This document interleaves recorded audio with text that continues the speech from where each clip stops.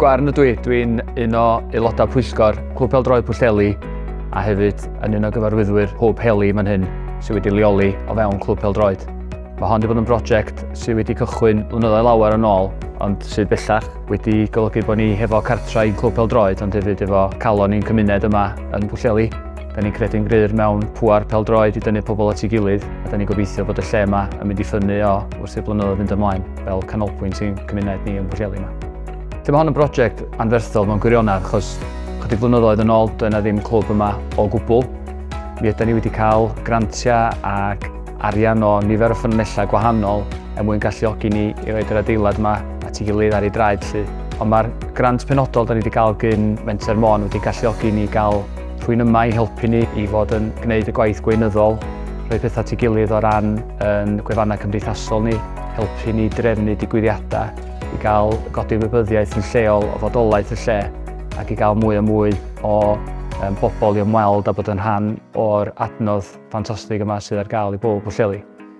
Mae'n ail ran i'r brosiect hefyd, sef hyrwyddo'r defnydd o'r Gymraeg. Bod Pwllheli'n un o gadarnleoedd y Gymraeg mae'n debyg yng Nghymru, mi ydyn ni yn awyddus i gadarnhau felly da ni wedi bod yn gweithio'n galad i fod yn gwella y defnydd ni o Gymraeg. Mae'n chwaraewyr ni'r cyntaf trwy Gymru fod efo Cymraeg yn gyntaf ar ei kit chwarae lle.